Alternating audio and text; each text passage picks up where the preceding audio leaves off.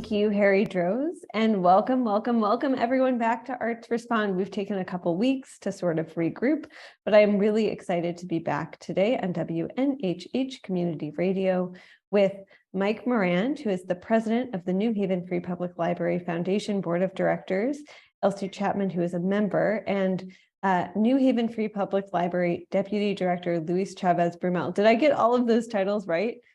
That's great. I feel like I stuffed everything into my mouth and then let it go. And we are here. So you may see these fabulous beads. I couldn't find my beads, but I'm doing the best I can. We're here to talk about Mardi Gras. If folks don't know, Mardi Gras is a celebration that has been, Fat Tuesday is a celebration that is celebrated across the country and across the globe. But Mardi Gras at the New Haven Free Public Library has really been just a community-wide celebration for as long as I can remember. And I would love to talk about getting back to in person. So for the last 2 years, of course, because of the COVID-19 pandemic, which is still with us, but looks very different now, we have still had Mardi Gras with the New Haven Free Public Library, but it has been online, which is very, very different. So let's talk about getting back to in person.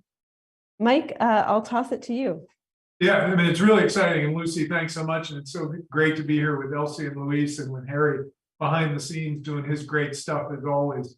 So thanks for giving us the opportunity. We're really excited. And Elsie and I are probably going to try and one-up each other because we're both excited. And when we get together, it's combustible about being back in person. But February 21st, Tuesday, Fat Tuesday, Mardi Gras, 5:30 to 8:30, 133 Elm Street, Ives Library. Go to the New Haven Free Public Library website. We're really excited. Tickets are going to be $50. Pay what you can, pay more if you can. We want people to come out, so we're making this as accessible as we can. And it's interesting because February 21st is not only Mardi Gras, it's the literal birthday of the New Haven Free Public Library. New Haven Free Public Library first opened on February 21st, 1887. And it was on February 21st, 1997, Mardi Gras, the last time I think that the birthday and Mardi Gras were on the same day, that we had a fundraiser in the ground level of the library around Mardi Gras. It was a ton of fun. It was a sort of 110th birthday party. And we thought, let's do this more regularly. And that led to an ongoing party that was up on Whitney Avenue at the Lawn Club. And then we thought, wait a minute, we should do this party in the library. And you don't want the circulation desk to be a bar very often, but once in a while. And Mardi Gras is one of those flip things on its head kind of holiday. So it makes sense. And it's been fantastic to have it both at Ives. It's been out at Mitchell and Westville sometimes. Last 2 years, we've had some really good stuff, and shout out to all of our sponsors and everybody who zoomed in. Some really meaningful and good stuff, but there's no substitute for in-person. And I think Elsie can share why she's excited about that. Right. I just would like to add to what Mike has already said, and thank you, Lucy, for this opportunity. But there was a time early on, as Mike said, when we had the first celebration back in 1997. But during that time, we had it at the library, but for many years, we had it at the Lawn Club, the New Haven Lawn Club. We would celebrate Mardi Gras at the New Haven Lawn Club.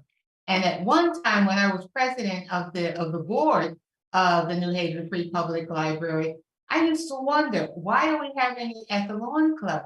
Because there were people who came to the celebration who had never been to the library. And I said, there's something wrong with this picture. So as president, I said, we have got to have Mardi Gras at the library. And one of the reasons why it created a bit of an issue was because we wanted to serve liquor.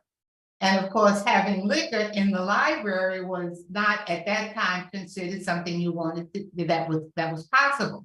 So it required going to the Board of Alders and getting the Board of Alders to agree that we could have liquor on library premises during Mardi Gras. And from that day, this was around 2011, 2012 to this.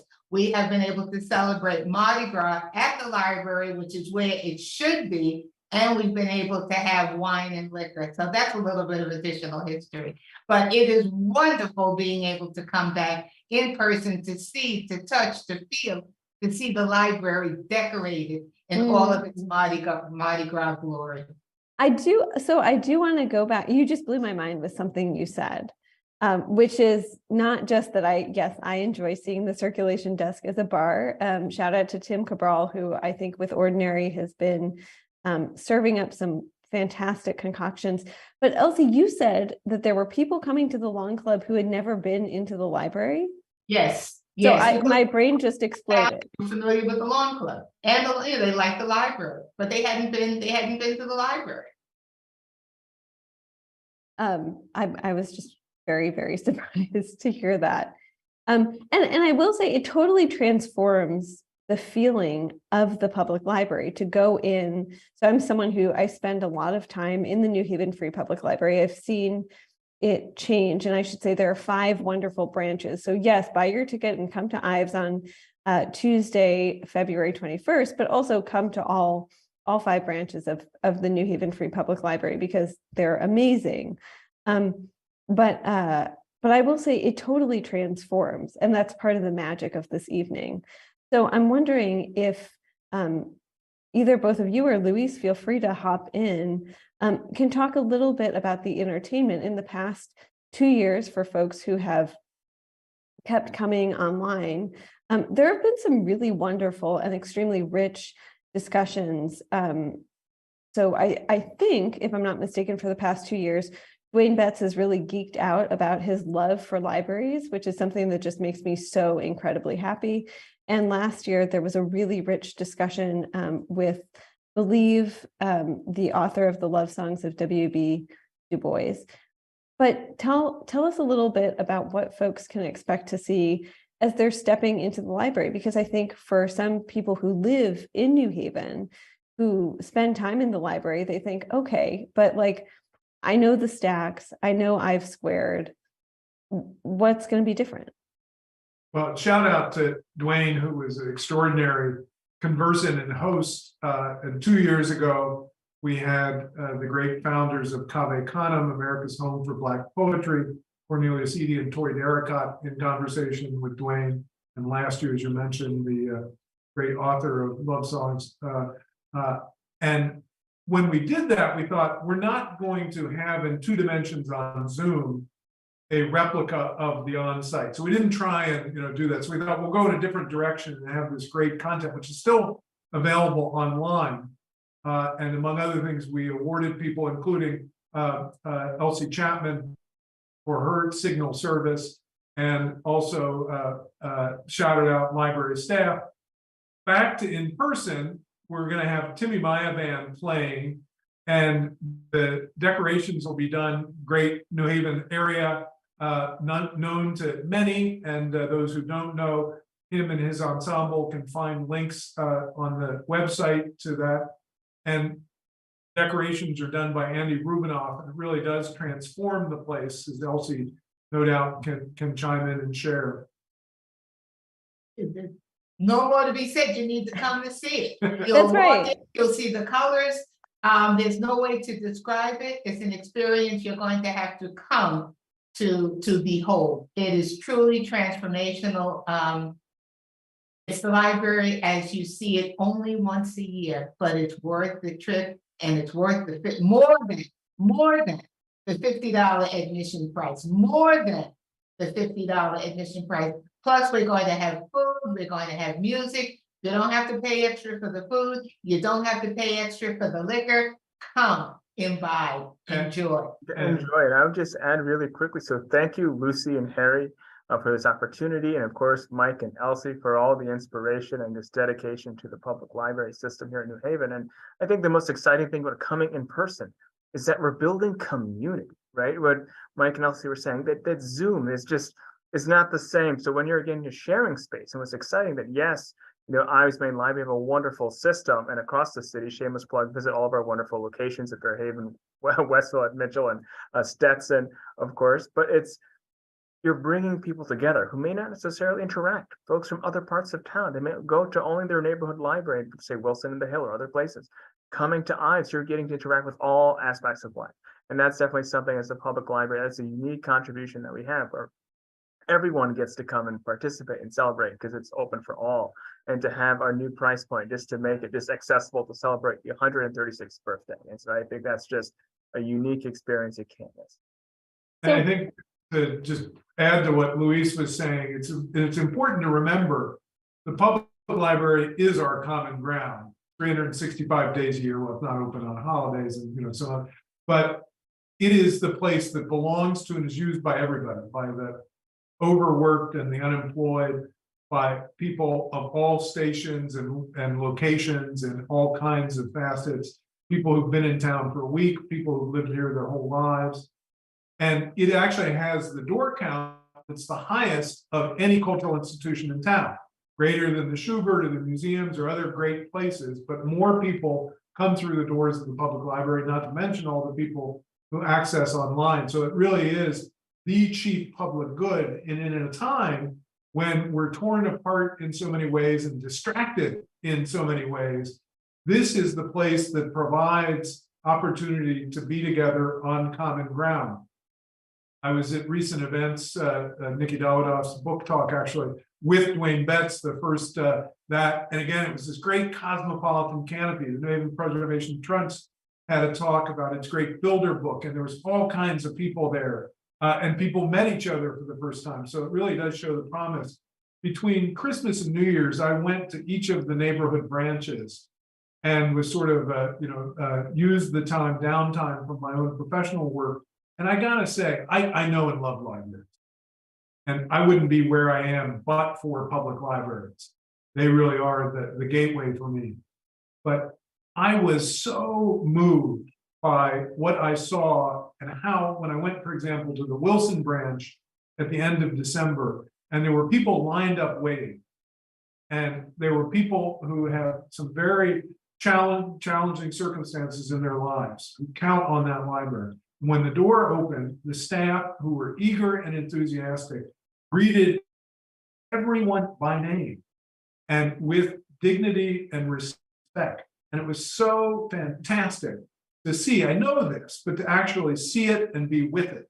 And that, to me, is why the public library matters so much.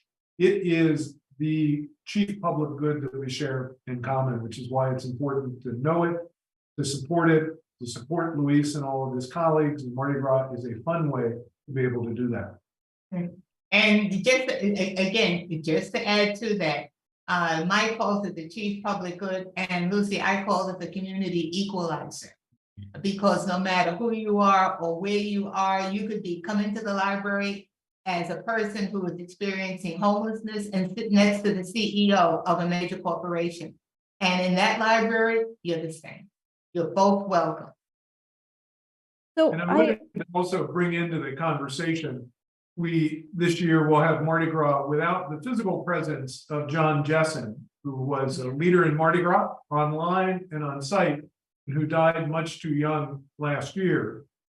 We all mourn his loss, but we also feel his legacy and his presence. He raised up great people in the library, like Luis Chavez Brummel, who followed him as a branch director at Wilson, and then into the central administration. And there was nobody more passionate about public libraries and about this great, good city, and really had fierce passion for its people than John Jessen. And I won't give everything away, but we will have a particularly John Jessen way that may involve the aforementioned ordinary Tim and company in terms of honoring John with a specialty way of honoring John. So he will be present on February 21st, and I know we will all be there with his spirit and celebrating his life and legacy at Mardi Gras 2023. Yeah, Mike, I'm really glad you brought that into the conversation because one, I think I speak for a lot of New Haveners when I say I miss John so much in a way that, I love, as a reporter, I love getting to interact with city officials, and John was in every way, a city official, but also just a consummate public servant. That is how he saw his life. I really, really miss him. But the library has been through 3 years of enormous transition. Some of it has been expected transition. So before that 3-year period, the library cut the ribbon on I've Squared, which was really exciting. And Elsie, I think you taped your video when you received an award in I've Squared, if I'm not mistaken. Yes, Yeah. so And then, you know, when we were faced with COVID-19, and I think we know so much more now than we knew in March 2020, the library pivoted very quickly to saying these are the online resources. Meanwhile, John and a lot of librarians and library staff were working sort of day and night behind the scenes to get curbside pickup reopened, and then a gradual reopening that started with the computer center, which is really a vital lifeline for a lot of folks at Ives, and then the rest of the Ives library, and then also the library branches. We've seen the opening of the new Stetson Library, which is so beautiful. And Mike, I saw you 2 weeks ago from, I guess, tomorrow, at sort of this beautiful goodbye to the old Stetson branch, which is across the street at 200 Dixwell Avenue. The library has just been through enormous transformation, some of which has happened while people have been very isolated. And I'm wondering if you also see this as a chance to sort of honor and recognize that and lean into the future of the New Haven Free Public Library. Sure. I mean, I guess I'll go quickly as a staff member who worked with John and the wonderful library staff. And I just want to credit that it's the wonderful library staff who really helped us get through these last 3 years of transition. And to kind of give context, John was named city librarian December 2019. Mardi Gras was, I believe, February 2020, and then March 2020. But it's definitely a situation where we had to really reflect a lot on everyone's plates. How do we reimagine our services? The community needs our services. And I think that was definitely courageous conversations across the board. We had to think, how do we quarantine our books? We didn't know what was going on. How do we make curbside services accessible? What do we do with our physical infrastructure if we have historic buildings like Ives Main Libraries, over 100-year-old building? How do we make that available for folks? How do we have people come in safely to use computers? How do we make laptops and Wi-Fi hotspots available to people so they can check out? All of these things, infrastructure, it was the amazing library staff that made it possible, and the support of the public that makes this work possible through grant funding and the facilities improvements. All of these things are made possible by amazing, hardworking people, and it's all for the community good. And I think, kind of building off what Elsie and Mike were saying about the role of public libraries in society, just talking with John over the years would always say, it's about, we're like in the human potential business, right? And we're dealing with people, and how do we help people be the best versions of themselves, and how do we really inspire folks in this space? And that's why, maintaining these spaces and having the collections and, having fun events like Mardi Gras is a way to do that and support. So I'll pass it over to Mike and Elsie. And again, to add to what Louis just said, he talks about the staff and all that the staff has been doing, but understand that this library is still, this library system is still understaffed.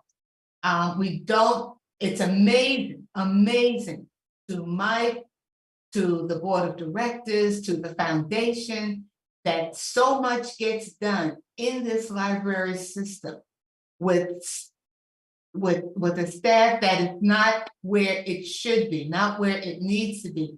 And yet the people in this system, the staff in this system, are so dedicated to the work of the library that they do what's necessary to make it all happen. But rest assured, the staff is not where it should be. Yeah, Elsie, I'm so glad that you brought that up. I'm not glad that you had to bring that up. However, and I'm wondering if we can talk about, how folks, not only during Mardi Gras, but all year round, can advocate, because we're about to get into city budget season. I think I got an email from Al Lucas, who is with the city. Al, shout out to you. You're great. But about hearing dates that were coming up. Usually city budget day, I think, is March 1st. So why is it important for folks, going into, yes, Mardi Gras season, hopefully they're going to have a really good time, but then also going into the city budget, how can they think about supporting the library, advocating for the library, fighting for our public library, which I will say has won the highest honor in the country, right? For anyone who's sleeping on the public library, it has won the highest honor in the country of its kind. There's lots of ways that people can support. And part of the reason we want this to be a friend raiser and have as many people come is we do want to reactivate, sort of coming out this side of the pandemic. The budget, as you noted, we unveiled on March 1st, and then there's a series of hearings. I want to give a shout out to, again, the library staff, to Maureen Sullivan, the acting city librarian, and all the dozens of people who work across the system, as well as to our colleagues on the library's governing board led by Lauren Anderson, and a special shout out also to Jeanette Morrison, who's the Alder representative and a fierce advocate for the library system citywide, as well as the ones for the new Stetson. So we've got a good infrastructure, but as Elsie said, there needs to be more people over time. Martha Brogan used to say the city had a sort of a penny on the dollar of the city budget should go to the library. And that would begin to get us to the kind of place, maybe that can't happen overnight, understand that, but we really do need to begin rebuilding the infrastructure for the future of this library, as Elsie noted. And one way that people can support, in addition to Mardi Gras, is to look out for when the hearings are. It matters to show up, to write, to email, to stop your alder on the corner if you see them. We are blessed to have 30 people, so everybody who lives in town is close to their alders, and we should take every opportunity, as well as to the mayor, to remind them of the importance of this great public good. Libraries are not forces of nature. They don't just happen. They are human endeavors that require constant human tending and care. And as Elsie said, as everybody knows who steps foot in there, Lucy, you can testify to this, Luis and his colleagues are going above and beyond the call of duty every day. I was with a bunch of library staff yesterday, and it was so powerful and poignant. And they want to do more. And the needs are so great that more must be done and can be done. And we can't expect the folks who are there to do it all by themselves. They need us. They need more support. So make plans to show up and show out at the aldermanic hearings and other ways of getting your voice heard during the upcoming budget cycle. And not only to show up, if you feel that you can't show up for whatever reason, you can't get to the public hearing, write a letter. Write a letter to your alder. They're humans. They will listen. The more letters that are written, the more noise that is made, the more they will react to it. So get the letters out, start the emails, hard copy, come out to the hearings if you can, because in person always matters. Yeah. And, we're here to celebrate a fundraising effort from the public. And I want to celebrate that. We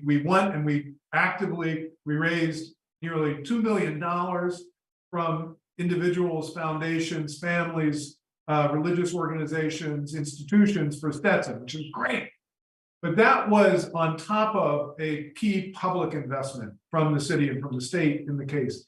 And you can't rely on any one of those. They all have to work together. And the reality is the more public funding, the more we can raise private funding. Private funding cannot replace public funding. It's all additive. So the more we do, the more we'll do, if that makes sense. And so the private fundraising is important. We want people to write checks and come and buy tickets, but it's not to substitute, it's to add on to. And we need always that core public foundation on which to build. Yeah, so I am going to remind folks, if they're just joining in, thank you for being with us here on WNHH LP 103.5 FM New Haven. I'm Lucy Gellman, and this is Arts Respond. Today, my guests are New Haven Free Public Library Deputy Director Luis Chavez Brumel and New Haven Free Public Library Foundation Board of Directors President Mike Morand and member Elsie Chapman. So I just, did I get that wrong, Elsie? No, you're fine. Okay, I'm sorry. We're just smiling at each other. We got this thing. I love that. Beautiful. So I did pull up the budget hearing dates because I'm a big dork and I like to do that. So if folks are curious, and if you're not curious, please show up to the budget hearings. They're really sad when only like 3 or 4 people show up to testify. The public hearings on the budget currently, so this is subject to change, always check the city website, but are Thursday, March 13th, Wednesday, March 29th, Thursday, March 30th, and Monday, April 10th. And I or Harry will put that somewhere on Facebook where this is broadcast as well. Thank So you. Mike, you touched on something, and we've sort of been going around this, talking about the fact that the library fills a lot of public needs. So I think that the New Haven Free Public Library and public libraries all across the country, much like public schools at this moment, are doing a lot more than just being repositories for books. And this has been true for a really long time. But in many ways, the library has become, I think, out of necessity, more than maybe out of a wish of any given city librarian, a social service hub as well. And so, Luis, I'm wondering if you can talk a little bit about the roles that the library fills every single day, from readers who are very, very young to readers and folks who are looking for jobs who may be well into their retirement. Sure, thank you. So, I mean, when we say we are open to all, we mean it. And I think a lot of it, as long as our patrons follow our guidelines, they're welcome to be in our spaces. And that is, increasingly public spaces and public goods, and just the opportunity to simply exist in a space are becoming fewer and far between. And it's something that we as a public library and a great foundation and governing boards realize, and our colleagues in city government. I like to say we make everyone's lives better, easier. Just helping us, we just make everyone's lives easier. And so what does that mean on the ground? So, for example, we have, let's say, a parent with children of different ages. You can have a story time on a library location. Say the parent has an older child, wants to play with some Legos with peers from school. We work with different volunteers for homework help, special programs, special events. Then let's say they need help applying for a job. There's a public access computer. Let's say during right now at 3 locations, at 3 current libraries are Wilson Branch, Ives Main Library, and Mitchell Branch. We're working with volunteer income tax assistants, where folks can go at very least once a week at 2 locations, twice a week, or several times a week. They have a tax help for free. We're making that accessible. And so when you see really the importance of community connection, the role that we are here to make things accessible for people, and that it is a community right and a treasure to experience these things. And that's something that people forget about. I had the privilege to serve on the city's cultural equity plan, and with Adrian Jefferson and other colleagues in city government and other local arts administrator leaders across the city of New Haven. And it was really interesting because we talked about the importance of cultural equity as a human right. If you look at the UN Declaration of Human Rights and just access to education, all these various things, access to knowledge and to culture, this is part of our humanity. And so how do we make sure that's accessible? And so when we have folks of all walks of life, our wonderful colleagues at Liberty Community Services, Sylvia Mascarello would often say that, hey, if a person just goes on the computer and watches a YouTube video or something, that's a way, if they just happen to be unhoused or other challenges, that's a way of them reaffirming their humanity. And so having a space where people feel a sense of dignity in the library spaces. And if there's more that can be done, we're always learning, it's iterative, but this is definitely something that we work to make it accessible for everyone and to be responsive in our needs. And I think that's definitely something when we are, a global city in many ways, as Economic Development Administrator Mike Piscatelli says that New Haven, we are a global city. We have a passport office now. Why? Because there's such wonderful international communities. We just had a wonderful Lunar Fest celebration, their first in-person event. And it was just really fascinating to see that where they weren't sure how many people would show up. They figured, maybe 30, over 100 showed up for the Lion Dance program and then other fun events. And these are just ways that we support capacity. And just a little quick Mardi Gras story to kind of put it all together. A couple of weeks ago, there was a wonderful event with the city's Department of Arts, Culture, and Tourism had a neighborhood cultural vitality grant, and I think might have been some coverage on it. It was at the New Stetson Library, wonderful press conference, and all these various different community stakeholders were just there at the press conference, just in recognition. But that event took place at the New Stetson Library that was supported by the community support that Mike and Elsie mentioned, and also as past Mardi Gras, right? Because I remember the days of it's Mardi Gras, Stetson campaign support. So that, again, as Mike was saying, it didn't happen by accident. It was a human endeavor. And another example how we built capacity for all these various other organizations. And we just kind of put that back into the Yeah, and oh, go ahead, Mike. I just wanted to shout out Diane Brown at Stetson, which is, if I don't do it at least once a day, I've failed as someone who loves the library. So, Luis, it really is, whether it's February 21st, 5:30 to 8:30 as a party, everybody come, or day in and day out. Luis, if we take nothing out and remind ourselves, the library is about humanity and dignity. And to the point that you made, which was so great, Lucy, in thinking about budget, I was reminded in my recent spending in-depth time in the branches, some of our patrons who say are not internet savvy and not connected and rely on the library. These are not folks who can do just self-service. They require somebody from the staff to work with them. The staff want to do this, and I saw this happen. Somebody coming in applying for a job online. They don't have a computer, they don't have access. It's not just you can say, here it is, turn it on, good luck. They needed somebody to work with them through that. It takes time. And I say that as a reminder to ourselves as residents, as taxpayers, to our political leaders who are listening. In this time and in this kind of work, it actually requires more investment than in the past times. That might just be, here's the books on the shelf, here's the catalog, and we check them out. This kind of work, which is essential, the work of dignity and humanity that the library has always done, but is doing more of, is really labor and time intensive. And we need to remember that. We can't just expect that these people will be superheroes. Library staff are amazing, but they're also human beings. So it's another reason for we need to make this investment. And also, as Luis was saying, and as Elsie has been saying, you were saying, the library is this hub that everybody comes to plug into and to use services. And it's an amplifier in that way. And it's why strengthening the foundation is such a good investment, because you get this multiplication effect from all the different organizations, other city government agencies, nonprofits, community groups, coming together and using this foundation. So it's all why, both on the public side as well as with the private stuff, it's important. And Mardi Gras is a happy reminder that this work, which is hard, is also work that is full of joy. And it's good to remember and remind ourselves of the joy part of it as much as we can as well.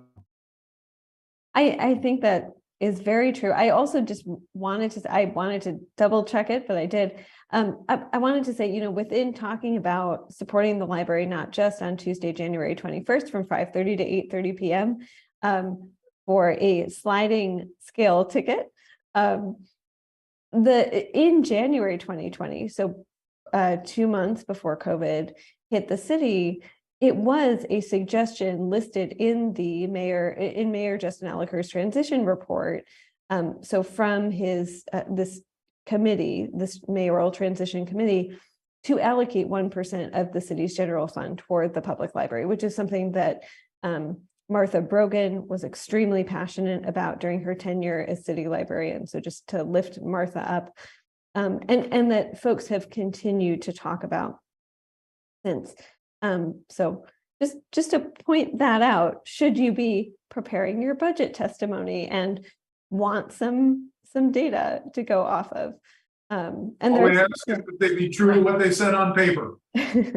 Yes, and I think the library, Luis, you're absolutely right, played a prominent role in the city's cultural equity plan, because as all of us have said, it really is where, and partly because there are these 5 branches, which are sort of tentacles out into New Haven's 18.7 square miles. It is a place where different parts of the community are able to come together. And every branch has its own personality, which is something that I really love.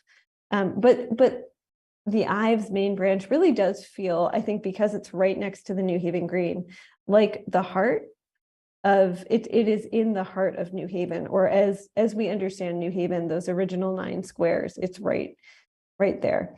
So I also want to ask, and feel free to jump in, any one of you. You know, libraries, and Mike, I remember you talking about this in March of 2017. So that's what, 6 years ago at this point? 5 years ago at this point? No, 6 years ago at this point. About how libraries were quickly becoming a political battleground. At that point, it was the presidency of Donald Trump. But we have seen this continue, especially as words like critical race theory, which actually doesn't mean critical race theory, as sort of libraries have become a very prominent political battleground. And so I'm wondering if you can talk a little bit about that and just the importance of protecting the New Haven Free Public Library in this political moment, because we've seen it around us. We've seen school districts in Connecticut that are trying to pull books. I should say the school districts are not trying to pull books. Parents are trying to pull books.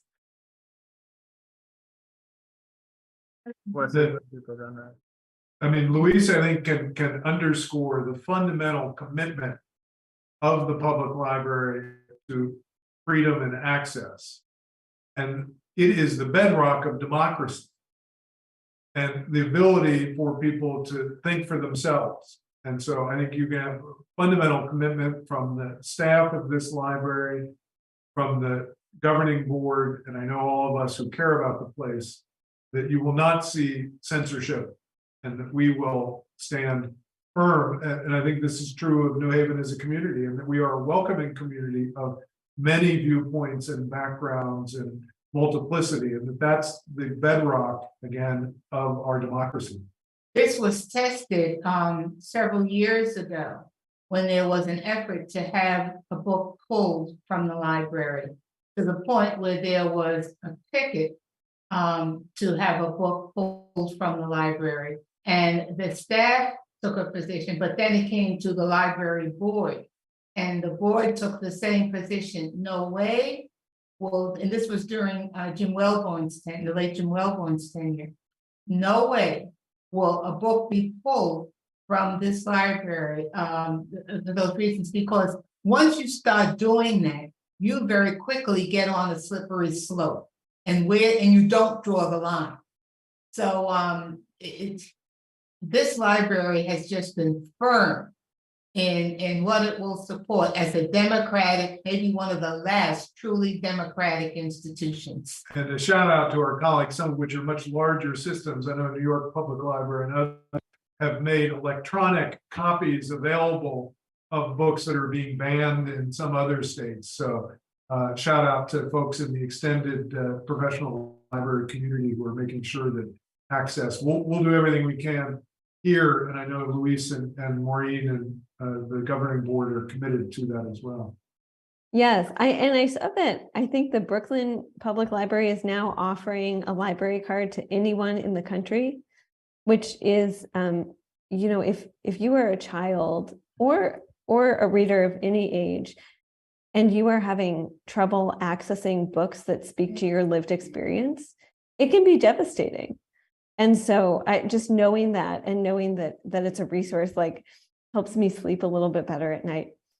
So in our last minutes together, I want to ask you, so yes, we are very excited about Mardi Gras coming back in person on Tuesday, January 21st from 5:30 to 8:30 p.m. And Harry Droz, who is our wonderful station manager, will drop the details on all of the listening platforms for this.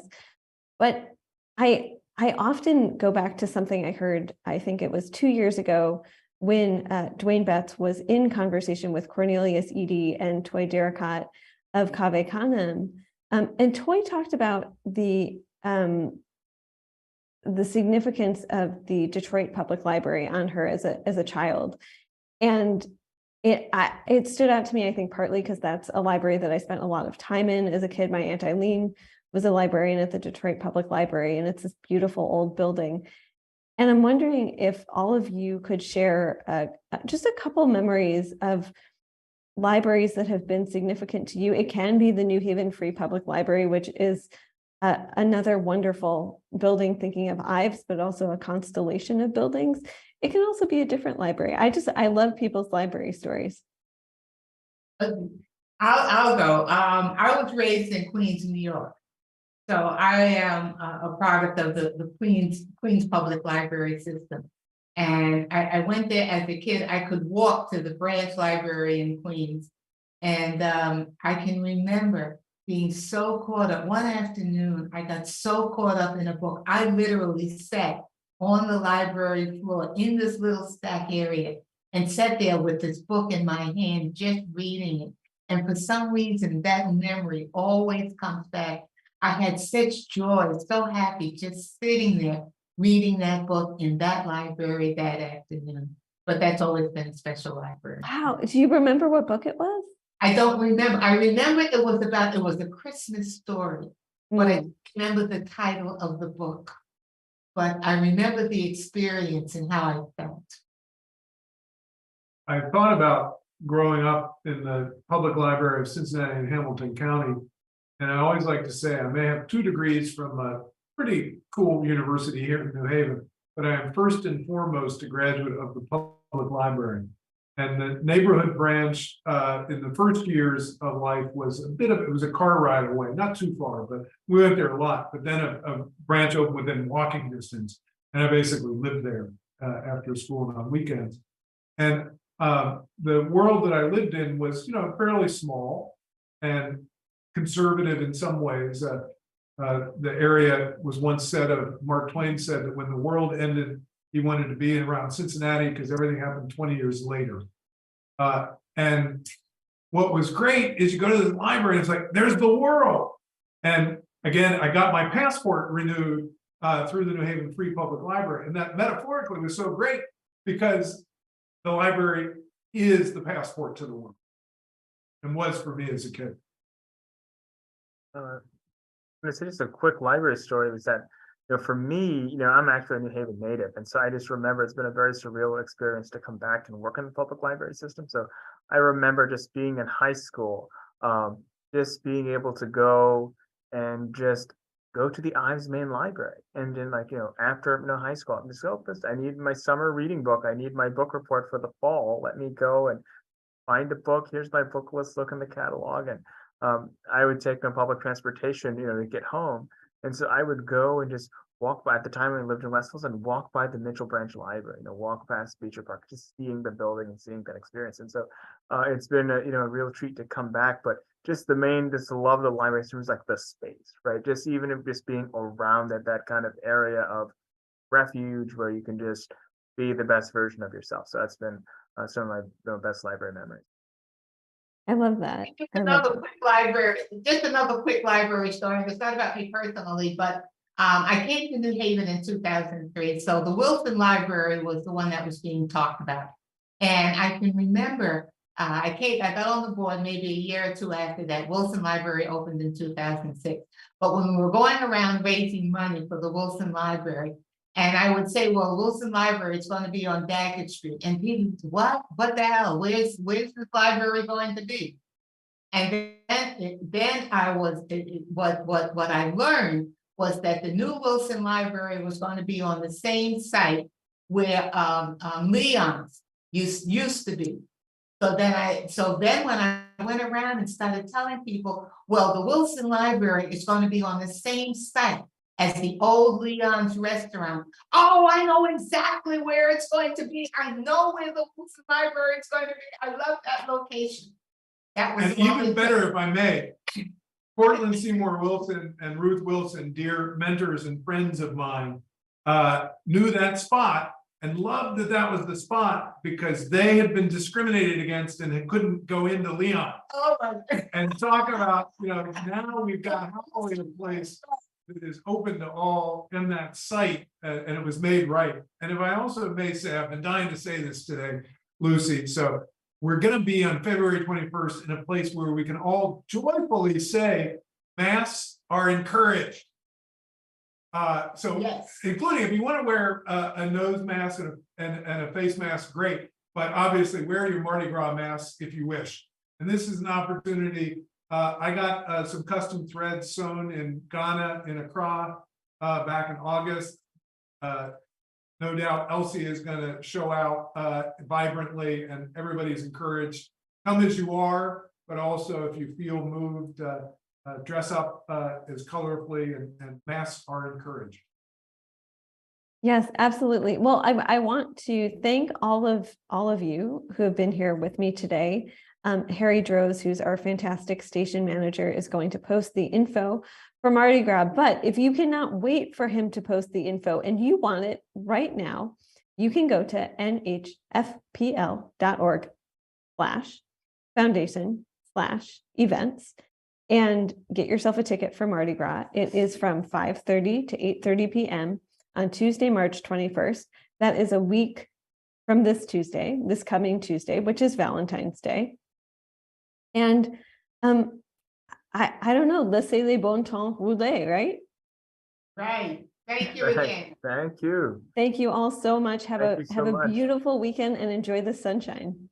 Thank you. Yes. Thank you.